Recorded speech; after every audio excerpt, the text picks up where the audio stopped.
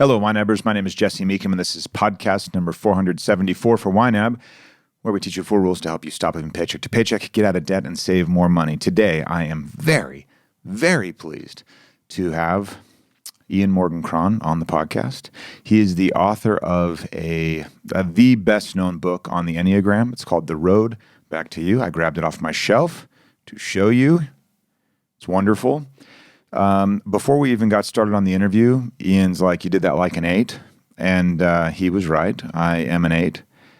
So honestly, this interview was really fun for me because it was just Ian kind of digging into my brain a little bit, explaining me to me, and also maybe giving us all a little bit of a window into ourselves. I've found the Enneagram to be extremely useful in the last little while.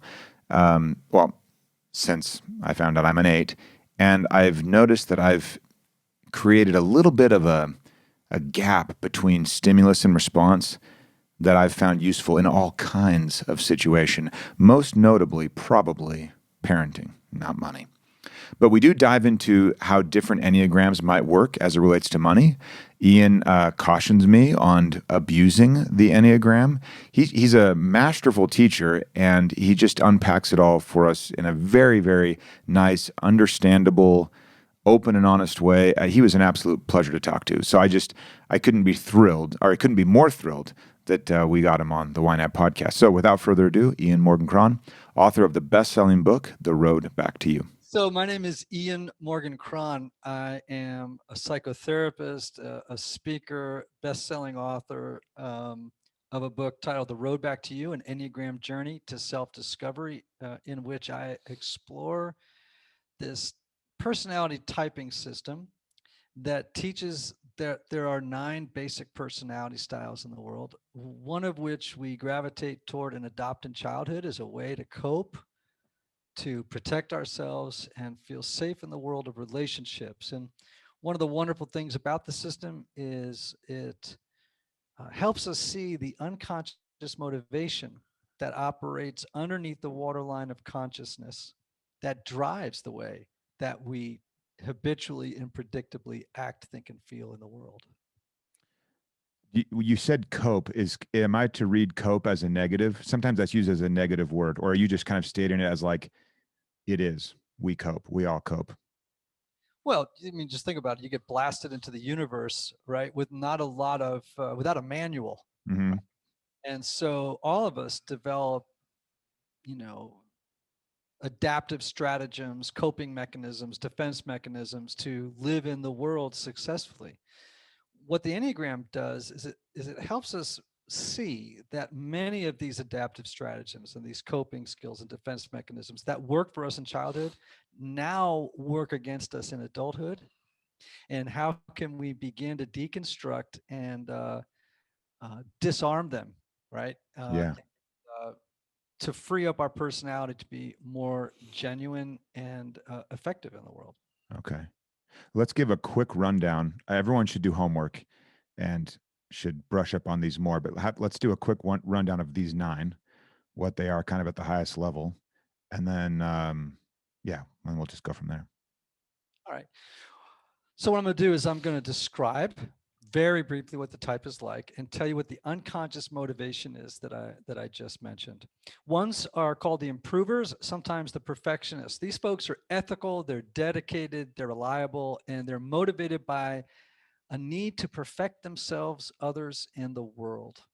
That's my wife. Okay, we'll see if we cancel that one out later, but I don't think so. I think we got her. Okay, 2s are called the helpers. They're warm, they're caring, they're supportive, and they're motivated by a need to be loved and needed by others. 3s are called the performers or the achievers. These are people who are success-oriented, image-conscious, and wired for productivity. And they are motivated by a need to succeed, to appear successful, and to avoid failure at all costs. 4s are called the individualists. This is a complicated type: creative, sensitive, imaginative, and often temperamental. They're motivated by a need to be understood, to be special and unique in order to compensate for what they perceive is a fundamental flaw in their essential makeup. Fives are called the investigators, sometimes the observers. They're analytical, detached, private, um, oftentimes the most emotionally unavailable number on the Enneagram. They are motivated by a need to gain knowledge, to conserve energy, and avoid relying on others. Okay. Sixes are called the loyalists. They are committed, they're practical, they're earthy, they're witty. They're also worst case scenario thinkers. And the reason is they're motivated by a need to feel safe, secure, and supported in this chaotic and unpredictable world. Sevens are called the enthusiasts. These folks are fun, they're adventurous, they're spontaneous, they're motivated really by a need to avoid psychological and emotionally distressing feelings and thoughts. Okay. And they do that through planning, stimulating experiences, thinking always about a future of unlimited possibilities. Eights, which I think I have one with me right Yes. now, are called the challengers, commanding, intense, confrontational at times. They can start an argument in an empty house, I like to say. They are motivated by a need to be strong, to assert strength and control over the environment and others as a way to mask tender feelings and vulnerability. Mm-hmm. Finally, nines are called the peacemakers. These folks are pleasant, laid back, and accommodating. They are motivated by a need to keep internal and external peace, to merge with the agendas of others, and to avoid conflict at all costs. That's solid. It's like you've done that before, at least once or twice. Yeah, Yes, I have. absolutely. Actually, I just finished an interview 3 minutes ago on which I just did that very thing. Yeah, there you go. Yeah, you're getting good at it. Absolutely. So on this podcast, we talk about money all the time. And we often mention that money kind of permeates everything else we do. And we mean that mostly in a negative way. These Enneagrams, I try and listen for negatives, but then you lead with positives when you describe them. So when someone hears themselves, do you ever come across someone saying, well, I kind of want a bit of all of that? You know, they Well, all sound good in their own way, like superpowers, right? But there's a little bit of kryptonite in each one of them. well, to be clear, actually, I spend a lot more time talking about the negative aspects of each type. Okay. And the reason I do is because people tend to know who they are more by what they get wrong than by what they get right. Is this a self, like I of myself, that I would do that? Or is that, I just think people can more easily identify what their habitual patterns that aren't in service to them. I mean, it's like I they see. can really spot like, oh yeah, that's me. Oh boy, Okay. Yeah. that's me. I just read out a series of positives. People don't tend to get it, you Mm-hmm. know. Mm-hmm. So the Enneagram does both. Okay. Okay. I would also say that um, each of these types has a way of being in the world that worked for them as kids and don't work for them as adults, right?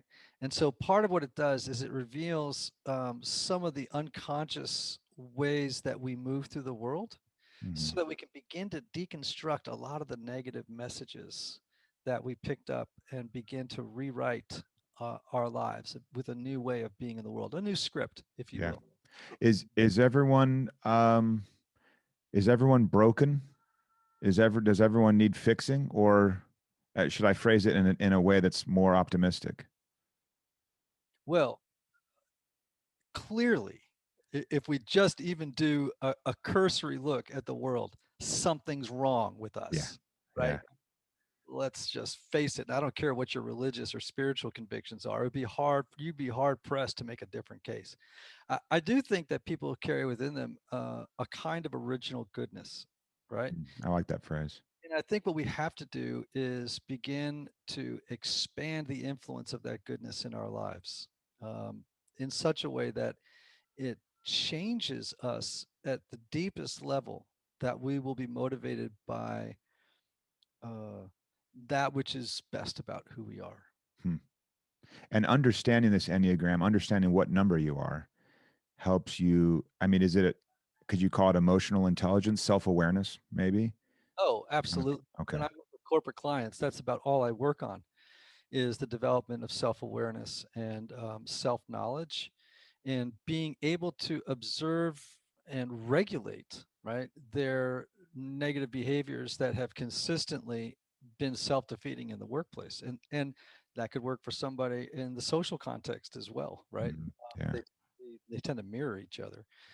Um, so yes, I think we are broken. I think one of the solutions is for us to face that squarely. And once we've taken that inventory, to begin to deconstruct those patterns. Yeah.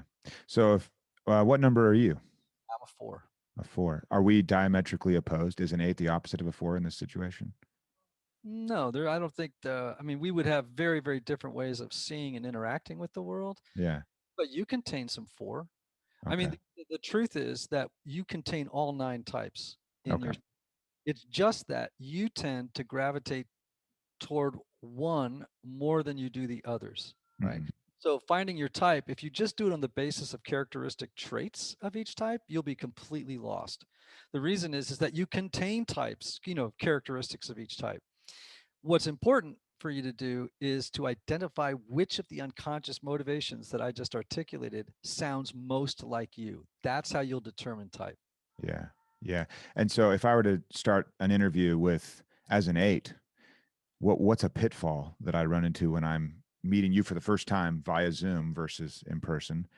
Um, what would I want to be aware of? Because I know I identify as an 8. I have those tendencies to maybe do a little, I don't know, do a little better, have it be a little smoother, open people up a little more. I'm not sure what better. I'm just going to go with better. How could I make this our first 15 minutes better for the next guest that comes on in an hour when I know I'm an 8 and might Right. intimidate, right? Right. So that's one thing, is that an 8 has to be self-aware and realize that they are larger than life, intense people who can be domineering, overwhelming, can throw their elbows around a little bit, will not be as concerned about people's feelings, right, as other Mhm. types will be, and not as attuned to the emotional reality inside of other people. It's just not a priority for you. Your Yeah. priority is, let's get this done. You know, in fact, when we started, we laughed, right? Yeah. I turned to my producer and I said, "Man, this guy is starting this thing like an 8. He hasn't asked me who I am, who my kids are. He doesn't care, man. He just wants to get to it. Let's knock this out and be done with it, right?" Yeah, absolutely. 8 has to just be a little bit more aware of that. There are different ways of seeing the world, and to be actually appreciative of those differences, right? An 8 can sometimes be someone who thinks their way of seeing the world is normal and everyone else's, therefore, that's if it's different than their way, is abnormal. Yeah. And that's just not true. If the Enneagram is right, there are 9 normal ways to see the world. Yeah. I like it. You better bake that into your calculations or you're going to be blind to Yeah. those other ways of seeing the world. I need a little post-it up there that has me warm people up a little bit because I'm already coming in hot, I guess. Yeah, I mean, it's Yeah. just, realizing now if you were in the room with another 8, you could do that, Right. right? Yeah. That's self-awareness. It's not enough for you just to know your type. You need to know all the other types too. Okay. If you're in the room with an 8, let me just give you an example of this, right? Yeah. If I'm with an 8, if I'm working with a CEO of a company who's an 8, right? Uh, I know that when I go in there, I got to shoot straight. I got to meet their energy. I shouldn't take it personally if they start to argue with me a little bit or push back against Mhm. ideas that I have, that I can actually inside just sort of relax and go, okay, I got an 8 on my hands and Mhm. I need to regulate the way that I am interacting with them if I want this interaction to be as great as it could be, Yeah. and so, but when I meet with a 5, for example, the observer who tends to be more reserved, very private, right, who would be overwhelmed by that kind of energy. I know, for example, I work with a company where the probably 500 people on their workforce were 5s. Oh gosh. They had an 8 boss, by the way. And so I actually worked with that guy And I said, your energy is killing those people. And I said, one thing you could do very practically is make the decision to stand 1 foot further back from that person when you're talking with them than you would with any other type. Because these people have, um, you know, a, they're very protective of their private space, right? Yeah. Their personal space. And I said, if you don't, you're going to deplete them fast. Hmm. They're going to run for the hills every time you walk in, right? Yeah. So again, this is where this stuff becomes very practical in real life settings. You just move through the world with a lot more emotional wisdom. Yeah. I love it. So, I mean, you're also a pastor, if I remember reading that right. I was. You were a pastor, and you have, and also obviously the psychotherapy and the background there. So you're working with couples, I would assume. I Um, you I have. have worked with I couples. don't have a therapy practice now. I do almost all corporate work. Okay, gotcha. So in our world where we're trying to teach maybe an individual how to manage their money better, but then the individual says, "Well, I really want to," but then you have this other variable that's just as big a deal, that is the spouse or partner, and we're dealing with perhaps different enneagrams that are talking about one of the stickiest subjects: religion, politics, money. I think they are all up there, and it can explode on people. And I have little tactics that I've shared, but no surprise, a lot of my tactics are kind of about like just kind of take control and prove over time and just kind of like push through, right? Like just you don't have to you don't have to overwhelm the person or you do anything that's violates decency in relationships, but there's a situation of like, well, if they aren't really responding, you just keep going, right? Keep doing what we know is good with your money. So everyone's only ever heard tactics from an 8 on how they could maybe run their money a little better. What pitfalls could we share with listeners around the enneagrams and money conversations that could, and because you are pragmatic, you're totally like stand a foot back. I like that because I can do that right away, so I'm just curious to have you kind of talk to that money specifically and enneagrams. It's so funny you should say this. Yesterday, I did an interview with a guy who's a big guru in the personal finance space, right? Okay. Yeah. His big mantra is when he's talking to his people is he goes, just change. There we go. And he's an 8 on the Enneagram, right? Yeah. I like to laugh. I like to say that he's an 8 with an 8 wing. And I love this guy, right? And I'm like, that won't work with 8 other types, right? Yeah. Like that'll work with 8s. It is not going to work with a 2 or a 4 or a 5, right? And you have to begin to factor in difference into the conversation Mm-hmm. about money. Now, let's say you're working with a couple, as you were referencing a moment ago. You've got 2 different people who see money differently, who are unconsciously motivated by different things. Let me give you an example of this. You think your wife is a 1, right? Right. Yeah. Perfectionist on the Enneagram. Okay. So 1s actually tend to be pretty good around money.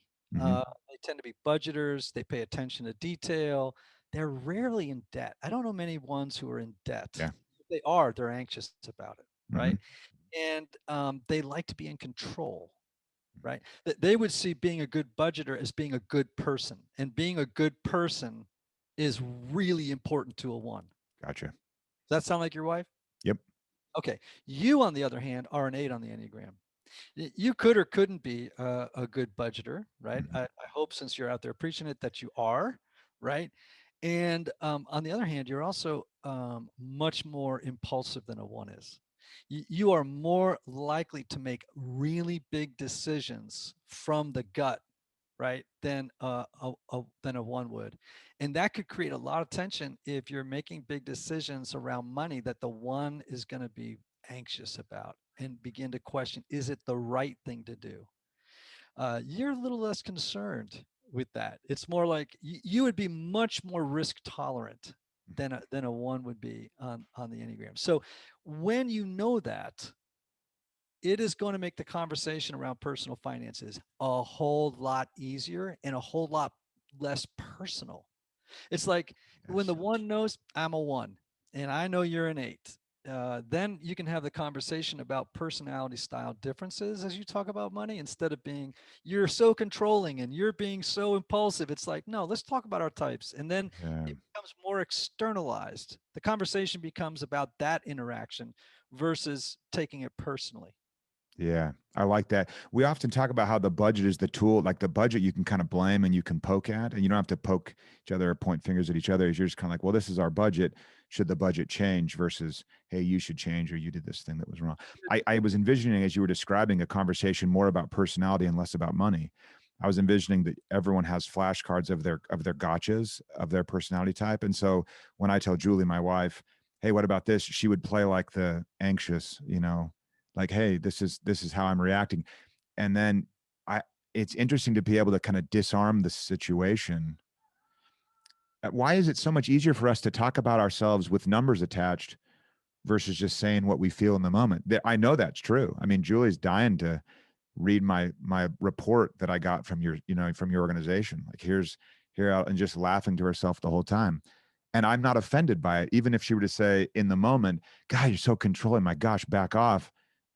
It would just amp me up more, like a dog on a leash, maybe. But it's interesting that we can kind of pull. I don't know. It makes the personality thing not personal anymore. Exactly. I would say though that for some types, when they read their Enneagram number, it is actually quite painful, um, because they're built differently than you. Okay. They Yeah. are built different than you. If you were to laugh at some of the features of the one with your wife, it would land differently on her. Okay. In part because she would interpret that as criticism and mistakes, and that's one thing that ones are really afraid of. So again, once you know that, it's like gold, right? And when the two of you look at a budget, you have to think of it like maybe as the two of you looking at a piece of art. You are both going to see different things. Oh, And yeah. so you need to factor that into the conversation, right? Not just the creation of it, but the interpretation of it once it's done. Oh yeah, totally. Yeah. You're going to fix it. Your attention is going to rivet itself to different parts of that thing than hers, Hmm. right? um, she might see it through more of a moral lens than you would. You might see it through more of a factual lens than a moral lens, if that makes sense. Um, she might say, oh, she might be more concerned about how am I not living well in relationship to this budget? And you would not take it that personally. You would not take it as much as a statement about who you are. You would just be like, oh, we're not doing that right. Let's fix that. It Hmm. just wouldn't land on you the same way. When you know that, what arises in a relationship is compassion and empathy and understanding. And if that's not part of the conversation in a marriage, there's something really busted. Yeah. Yeah. Absolutely. Absolutely. I like this. This is just awareness and then intention, really. I mean, I keep landing on intention, even as I'm interviewing various guests that are totally different, experts in different fields. But we talked to someone that uh, manages their time and kind of has a method for how one could approach their day. And we land on intention. And what I hear you saying, at least through my lens, is when you're aware of these things, then you can intend differently Yes. and just be a little more intentional with how you go about things. And a little less reactive. Hmm. If you don't understand your personality style, you'll just act out of it without any, awareness of what you're doing and where it's landing. When you are aware of your type, you can begin to um, pause before you react, right? And that way you can respond rather than react. And that's a very critical skill in life. Yeah. Respond, don't react. That's particularly hard for eights, and ones too. They tend to be doers. They tend to be people who live in a place of reactivity, right? Mhm. And it's hard for them to sometimes pause when they're met with a life challenge. As life comes at them, they have more trouble pausing to respond. So that's a skill they have to work on Mhm. developing. Are there places where you say this is a skill and it's or a tendency of mine that's a good, kind of like the old strengths finder types of tests where you kind of say, well, no, accentuate the strength. If you're Bill Clinton and you're this gifted communicator, double down on gifted communication. Or you know, are there areas where you say this is something that comes easy to you? You should do more of that or refine that. Yeah, I think that's an okay strategy, but you better face up to what's in the shadow too. Okay, gotcha. You can't Uh, just bowl it over, hide it with something no, larger than life. ultimately, everything in the shadow is going to undermine what you're good at. Gotcha. So, and Bill Clinton's life is a perfect example of that, Yeah, right? You can I try double not to down, use examples, but yeah. right? You can double down on being a good communicator, but if you don't face the shadow, you're going to engage in behaviors and do things that are not in your best interest. Right. Okay. Excellent. Uh, are there types? I think I know the answer to this, but are there types that you would say, "Ooh, that's particularly spicy as it relates to relating to money, like two types combined?" No, Good. I actually think that to the degree that two people are self-aware, their relationship to each other and to money could be fantastic.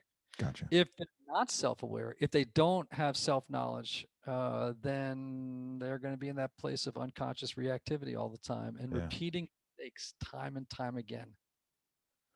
You mentioned that ones don't tend to be in debt. Is it from the moral standpoint that you've mentioned with ones? Yeah, I Okay. think part of it is they don't want to make mistakes. They like things to be clear.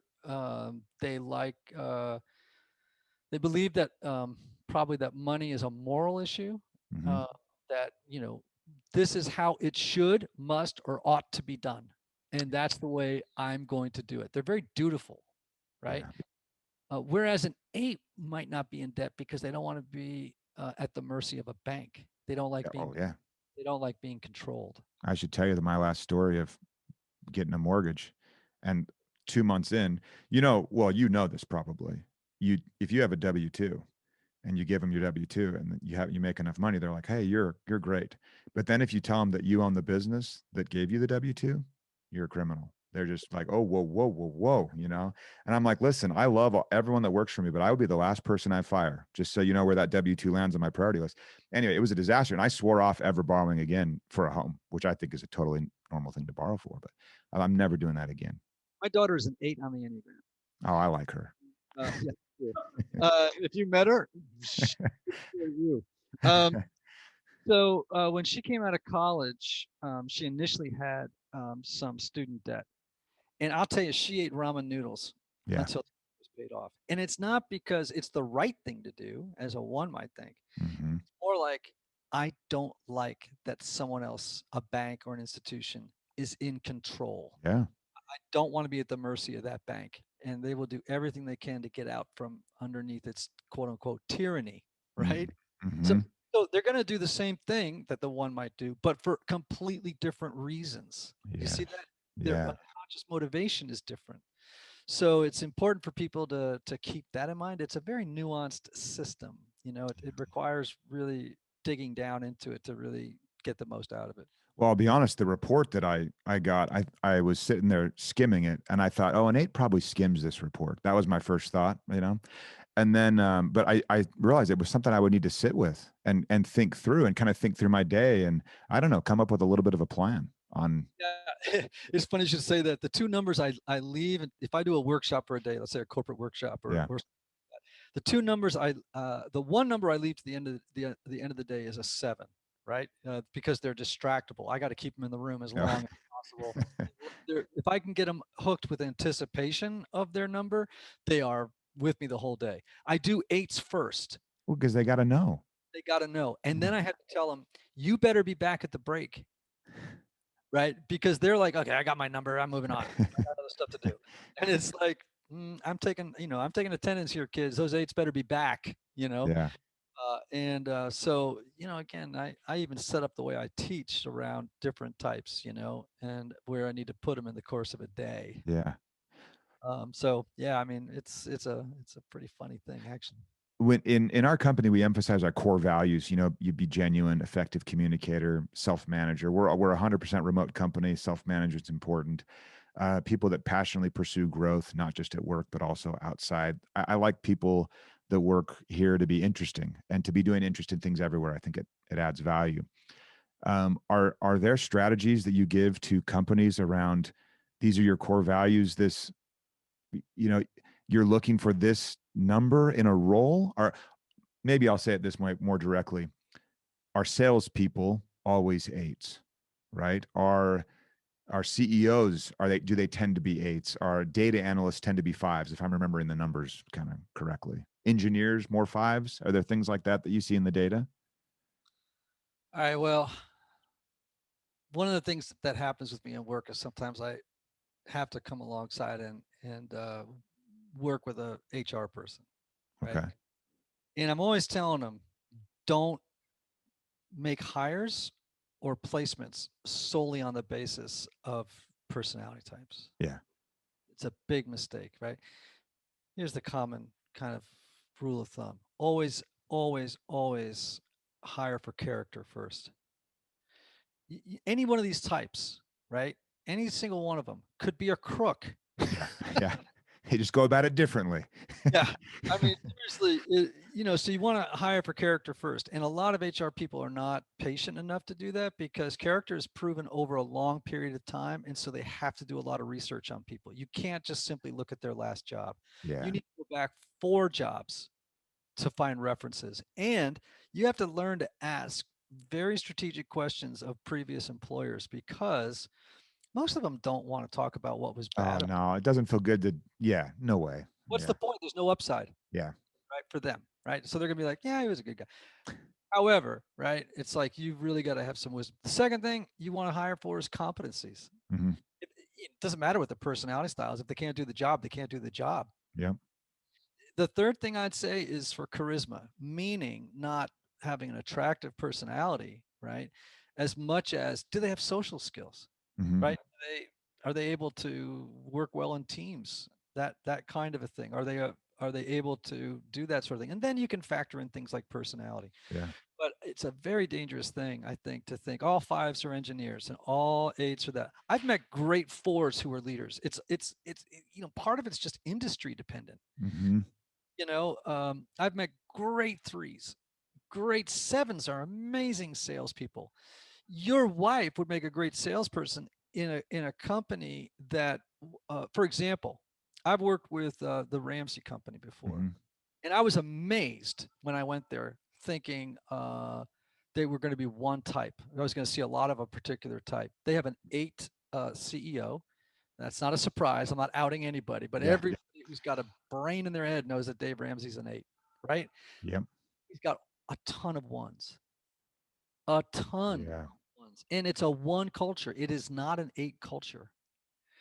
And the reason is makes perfect sense. Ones love to teach people how to be responsible, Do the how right to do thing. the right thing, and they love to mentor people in such a way that they begin to craft a more responsible life. And so teaching about personal finances is great for ones, right? Yeah. So does that mean a 4 couldn't do it? No. A 7 couldn't do it? No. When you talk about personality, you're talking about probabilities, right? Mm-hmm. You're Mm-hmm. not talking about set boxy predictions, like for sure a 5 is always going to be good only at X. Right. That's not true. You Yeah. have to have more nuance. You have to have more wisdom than that with it. Going back to at this time of year, at least when we're recording this, and pandemic aside for a moment, most of the time in this January, February time, people are gung ho on paying off debt. It's a big deal. They want to get fit. They want to get their finances in order. And so here we go. And we see it in our numbers. If how would we talked about how eights would attack debt or ones? What are some other obvious, if you're talking to I mean, gosh, any of the others, does anything come top of mind for you on how they might find the motivation, willpower, strategy to stick with their debt plan? Because this is where people are going to start to fade a little bit. They're going to lose a little steam. They aren't going to be able to eat probably the same flavor of ramen, that your daughter does. She's like, no, I'm getting beef, blah, blah, blah. So how would they be able to kind of think through strategies and just approaches if they're these different numbers? Well, let me answer that in 2 different ways. One is true for all human beings, regardless of type. Everybody's got a thinking brain and they got a feeling brain. Now, we live in a world that tends to think that that the feeling brain is less powerful than the thinking brain, right? We overprivilege reason. So you can sit down all you want and come up with 100 reasons why getting out of debt is a good idea. Mhm. And And you would think this is based on rational thought. And therefore, of course I'm going to do it because it's in my best interest and it's based on good reason. Mm. Then how come people can't do it? Oh gosh, it's all emotion. It's all emotion. It's all you think more powerfully with your feeling brain. Ask anyone who's tried to lose 20 pounds Yeah. and then they see a box of ice cream sandwiches. At that moment, their thinking brain is going, well, of course I shouldn't. Each of those is 500 calories and blah, blah, blah, blah, blah. Their feeling brain is going, yeah, right. Let's do this. Yeah. Let's go in. Let's go in. Right. So what you have to do is try to realize that the feeling brain isn't a bad person. It's not a bad thing. Yeah. Right. Trust me, you need your feeling brain to get through the world. You just have to realize that it's real powerful. And so you have to help the feeling brain see the upside in working with a budget or saving, right? Mm-hmm. I hate to say bribe, but you have to incentivize the feeling brain, right? So, if you're I worked with a 1 on the Enneagram, and I said, well, what could help you with saving? And he said, well, if I knew that I could take some portion of my savings and use it to improve a room in my house, then I would be now the feeling brain is going, ooh, improving? I love to improve things. Yeah. You see where I'm going? Yeah. And so you just have to just realize you're a two-brained person and you had better work with that feeling brain or you are not going to save anything. Mm-hmm. Or you're only going to be able to save for 2 months or 3 months. Yeah. Willpower runs out. And, willpower and reason runs out. Mm-hmm. Reason runs out. Right now, granted, some types will have an easier time of it than others. A 1 would have an easier time than a 7. But the fact of the matter is they can all do it if they work with realizing, integrating the feeling mind into the thinking mind. And as they plan, be aware, you got a feeling side here. And so for a 7, I might say, all right, your goal is to save, $1,000 a month for the next year or get out of debt, whatever your thing is, right? Well, perhaps you need to do that by saying, okay, if I make that benchmark, I'm going to treat myself to a really exotic vacation. Yes. I'm just going to build that in here. And then your feeling brain goes, I can get on board with that. Mm-hmm. See? So there has to be a system of reward that satisfies the feeling brain, right? That's my opinion. Not sure if it's yours, but I think it's wise to at least think it. Yeah, I like it. It sounds like strategies we've used. Yeah, absolutely. The idea of just pure grit to improve the situation. That maybe 7 days. Yeah, you could do that. But exactly. That's bias fail in a minute. Yeah, absolutely. Do you ever see like famous people and you just name the number just immediately? Like, because I can't see their unconscious motivation. All I can see is their behavior, their persona. And okay. Yeah, I can see now. Granted, I've worked with the Enneagram a long time. When we first came on this call, right? I can see you on this. This is a Zoom call.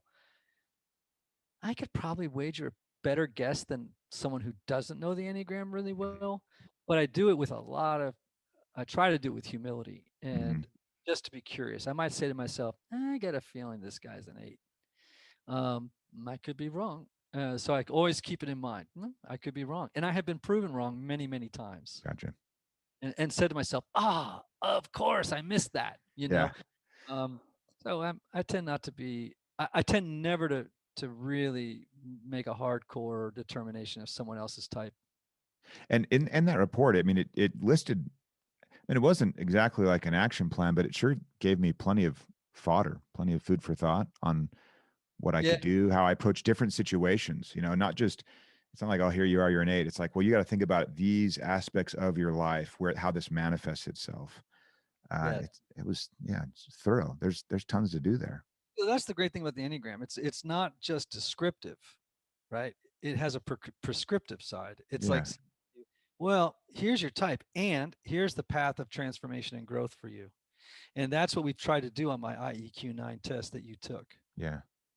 Yeah, I love it. So are you mainly geared toward businesses where, employees need to find out what each other are so they can be more self-aware in how they interact and what they're doing, how the other person might be perceiving that. So I see that in teamwork. That's very clear. But could our listeners just jump on and say, "Hey, my wife and I want to do this. We're in a relationship. We want to do this." Just jump on and grab it as well. It would be helpful in either setting, right? Okay.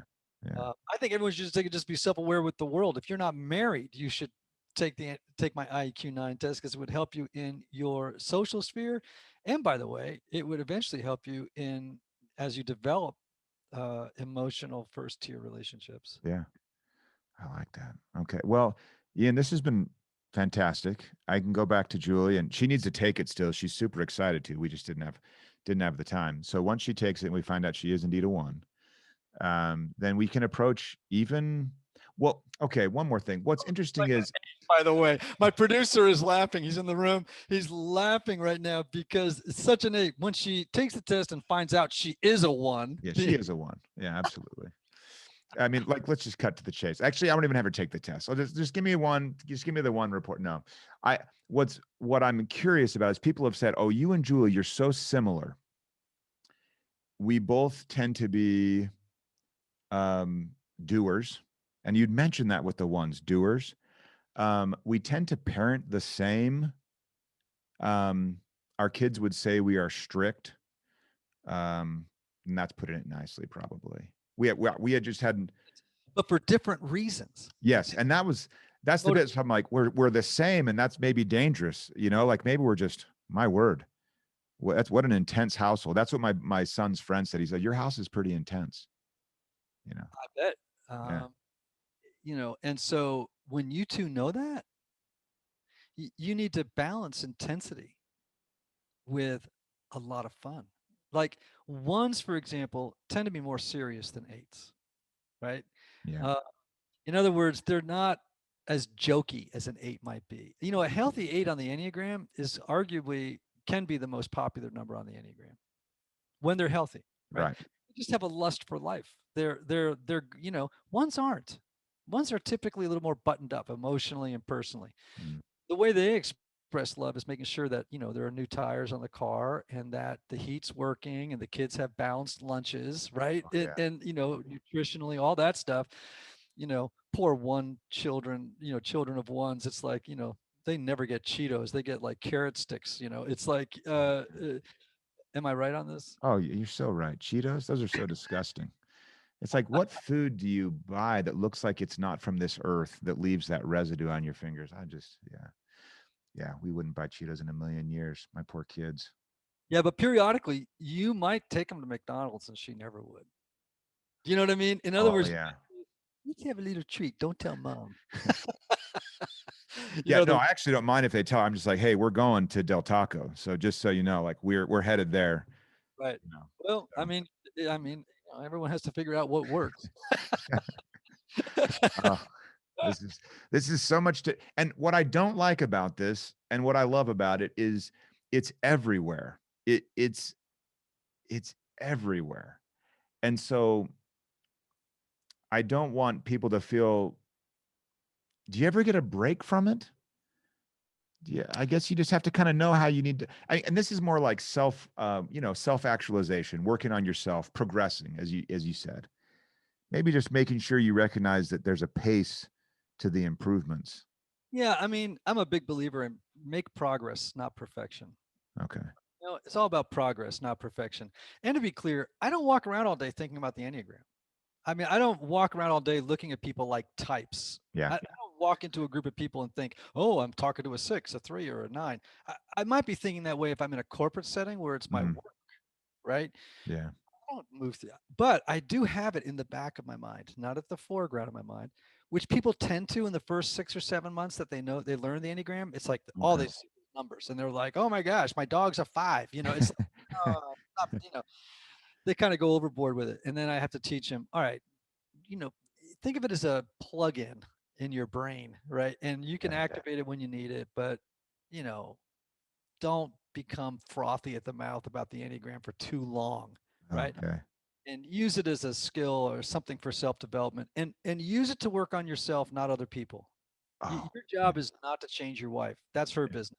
Yeah. Your job is not to say, "Oh, you're being such a 1," or Right. that's just obnoxious. And I think that's actually weaponizing the Enneagram.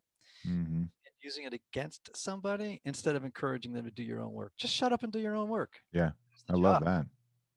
Man, you're talking like an 8 right there. Love When it. I was just thinking to myself when I said this, if I say shut up and do your work, an 8 will be cool with that. Yeah, I totally. would not say that to other types. It would land in not a good way with some other types, Mhm. right? But to an 8, it's like, great, shut up and do your work. It's like, it's just a better way to communicate with you. Yeah, well put, very concise, poetic even, I might say. So, yeah. Not to a 4. To me, That's as a 4, you would have to say, it's important for you to go on the journey of transformation and to learn who you are and integrate into your life these insights so that you can have more insight into how other people are and move through the world with more compassion and empathy. If I said that to you, yeah, you'd be you lost me. watch. Yeah. You'd be looking at your watch. Yeah. For I me, was just gonna say, oh, that was really good the way you put that in. Anthony's a 4. He's Oh, a that 4. was so good the way you put that in. Yeah, well, there you go. So, do you see the difference? Yeah. Like when you know that, imagine you're on a team or you're with a spouse or you're with something. If I know that, I'm not going to waste my time talking to you the same way I talk to another number. Hmm. I know you're not going to hear it the same way. And if I do talk to you the way a 4 does, it's because I may say to you, now this is how I would hear it. Right. Yeah. Oh, so I need to maybe develop a little bit of a vocabulary that you would understand, Yeah. right? I like it. It's helpful. Well, you've given me plenty to chew on. Absolutely. Probably for the next year at a measured pace. I think it'll work well. Where can our listeners go to find out more about your work, what you're doing? Just, yeah, give them a pitch. All right. One is they can go and buy my book, The Road Back to You, an Enneagram Journey to Self-Discovery. It will be tremendously helpful, and it's an introduction. So it's not a 500-page technical work, right? They can take my IEQ9 assessment, which you've Mm-hmm. Loved it. a number of times, and that's on my website, Ian Cron, IANCRON.com. They'll also find out stuff there about courses and speaking dates, and on my socials are at Ian Morgan Cron and across the board. Okay. Excellent. Ian, thanks a ton for hopping on. This has been fantastic. I mean, personal therapy that maybe goes out to the rest of the world. I can't get better than that. So, And it's $375. Thank you. okay, you go ahead and send it. And yeah, hopefully it's on auto pay because I don't want to deal with it.